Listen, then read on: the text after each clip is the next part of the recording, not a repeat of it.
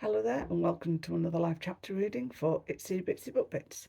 Today I shall be reading from Second Glance, a Serrulata Saga romance novel by A.E. Bennett.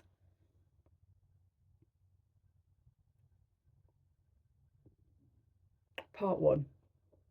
2 years before the death of Jebediah Fuerte, sovereign of the realm and defender of the border, 328th year of the realm. Summer solstice was Lord Patrick Upshur's favourite day of the year. Despite the stifling heat, despite the crowds in the city's market pushing to and fro, the body odour wafting through the air, despite the cacophony, Patrick loved every aspect of the holiday. Summer solstice was the one time of the year that Patrick was able to don a mask and forget that he lived in a gilded cage. "If you don't hurry, we'll miss a good amber drink," Patrick's older brother Silas called out before him. Patrick leaned on his cane, propelling himself forward as best he could. Silas was already full of drink and rushing ahead of his younger sibling because of it. Under normal circumstances, Silas was understanding of his brother's disability, but this was Solstice, and Silas was caught up in the excitement surrounding them. Patrick, too, was elated through an undercurrent of nervousness flowed through him. It was an unwritten rule in Columbia that Solstice was a time to ignore certain edicts and some citizens saw as outdated, such as the one that declared backwardness a punishable crime, and Patrick wanted to use this day to not just celebrate, but speak his truth. "I'm coming," Patrick huffed. As the son of a lesser lord within the realm, he'd been born into privilege. He was not particularly tall and was well fed, though his ever-critical father constantly griped he could stand to lose a bit of weight. While his other three siblings had been blessed with hair the colour of an autumnal sunset, Patrick's straight locks were a brilliant red, and brown freckles dotted his nose and upper cheeks. He was not what any one of the gentry would consider shockingly handsome, but he had straight teeth, and deep brown eyes that, he sometimes worried, betrayed his thoughts. Though it had to be almost 30 degrees outside, both Patrick and his brother wore silk masks that covered their eyes and noses, in addition to the traditional formal wear befitting their station as members of the gentry. Each had dressed in tight, fawn-coloured breeches, white stockings, now brown and dirtied at the ankles after hard travelling through the stone streets, and patent leather shoes at the slight heel and golden buckles. Both wore linen shirts covered with light-coloured gingham waistcoats. Silas's was a pale pink, whereas Patrick had chosen a periwinkle, and coats that were a bit darker. Each had begun the day sporting a neat, crisp cravat, though Patrick's had wilted long ago in the heat, and Silas's had mysteriously disappeared between taverns. Patrick gasped as he almost bowled over Silas. Though Silas was older than Patrick by 18 months, the two had been thick as thieves since infancy. They had grown up in the shadow of their older and much, much more stoic brother, and had protected each other from their traditional father's hand and disapproving stares. They were as close as two brothers could be, and each knew the other better than anyone else. Patrick's cheeks flushed with exertion. He looked up at the reason Silas had stopped so suddenly, and the sign that swung above them despite the lack of breeze. "The saucy siren," Patrick laughed, attempting to conceal his nervousness. "I know what you're thinking," Silas chuckled. He clasped his brother on the shoulder. "It's a gambling hall and nothing more." "Well, not officially, but it's Solstice, so you'll be able to find a woman willing to please." Patrick tugged on his collar, which was suddenly too tight. He had 22 years behind him, and as the son of a lord, he knew certain behaviours were expected of him. He was supposed to follow chambermaids around his father's monstrosity of a townhome, with his tug lolling out like a dog. He was, of course, supposed to gawk at flower girls and milkmaids in the market.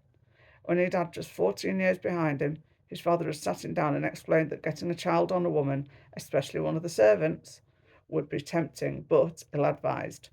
Patrick hadn't had the courage to explain that it was the butler who made his heart race. Now, standing outside of the tavern, Patrick's throat worked. They'd been moving in and out of establishments all day, but they'd been focused on drink more than cards and dice and sensual pleasures. Patrick didn't know what was intriguing about this particular place, but it was evident Silas was now interested in sitting down for a game or two, something Patrick had no desire to do. No stool in any tavern was comfortable, and most exacerbated Patrick's back pain if he sat for too long. Patrick glanced through one of the open windows and couldn't help but stare at a giggling woman dressed in a low-cut gown and sitting on the lap of a drunken gentleman.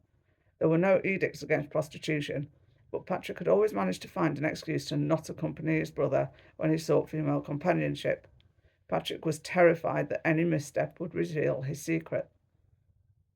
But today was Solstice, a day when anything was possible, and Patrick had vowed to reveal his true self to Silas. He'd planned out how he was going to tell his brother and close his confidant. He'd rehearsed the speech over and over in his head, muttering it to himself before the long reflecting glass in his chambers. Patrick clenched his hands together on the handle of his cane and faltered. He couldn't do it. No woman would want a cripple, Patrick offered. He detested using his disability as an excuse. Too many people in society sneered at him because of his as it was. But the words he truly wanted to speak refused to come. Patrick's secret was a dire one.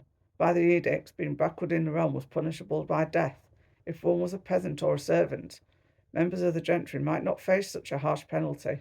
There was always ostracism and shame, two tools the gentry wielded without remorse. Lord Garrett Upshur, their father, was nothing if not a proud man, who put climbing up the social ladder above everything else, even his family. The fucking edicts. Patrick cursed them almost daily. The 7 paramount edicts, supposedly written by the founders of the realm, dictated life within the border. Patrick had never been a dutiful student as a child. He had always preferred to be out of doors riding one of his father's many horses, but every citizen of the realm knew the story. 330 years ago, the founders, a group of 5 learned scientists, brought the border online, separating the realm from the rest of the continent and saving its citizens from extreme violence and brutality. Patrick never remembered all the particulars, but certain facts drilled into his head from early childhood were difficult to forget. Outside the border, chaos reigned. Within, there was the realm, orderly because of the edicts. And one of those edicts expressly forbid any and all romantic relationships between couples of the same gender. Thus, Patrick had come from wealth and privilege, had been forced to hide his true self from everyone, even his closest sibling, for most of his life. Even now, as the scents of ale and amber drink and body odour infiltrated his nostrils, he knew he had to maintain a facade. Solstice might be a time for spontaneity among peasants and servants, and those with nothing to lose. But if Patrick revealed his true nature to Silas and his brother rejected him, Patrick slowed his practised words to the back of his mind, cursing inwardly at his cowardice. Patrick, Silas laughed, tugging on his arm. Come on, you'll have fun, trust me. We don't even have to look at any women. Though that, I dare say you need to overcome your shyness at some point. We'll sit down at a table, play a few hands, waste some of that coin father gave us, eh? Patrick resisted the urge to yank his arm away. The ache tugged at his heart. He's your brother and your best friend. He loves you. Be honest.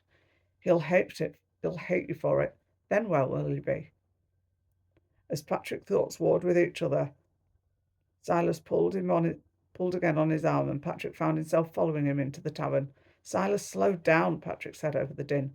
He ducked his hair, his red hair falling around his face, as he and Silas stepped further into the loud tavern. Groups of men, most wearing masks covering their eyes, sat at round tables, playing cards and drinking and laughing. Solstice in Columbia meant all types of men were welcome in any tavern, so gentlemen and peasants sat side by side.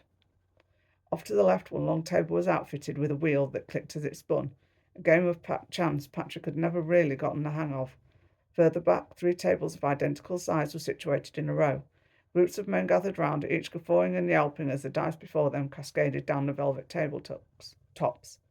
Oh, look, a chair's opened, Silas shouted at Patrick, pointing to one of the dice tables.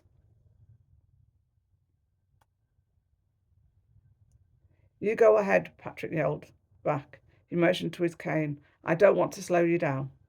Silas narrowed his eyes behind his mask, and Patrick knew that ferocious look. Silas had been brandishing it often since Patrick had woken from the weakening fever years ago to discover his legs no longer worked as they should. You are not a burden. We will walk together, Silas replied. Patrick's heart warmed at his brother's consideration. I'll be fine. You go and play. Run through some of father's coin. He's normally stingy with it otherwise. Besides, I have to... Patrick pointed to the back of the tavern where the privies were, and Silas nodded. Well, fine, if you insist. But don't get lost. I hope you enjoyed this chapter reading and that you'll go check out the book. Thanks very much for watching. Bye-bye.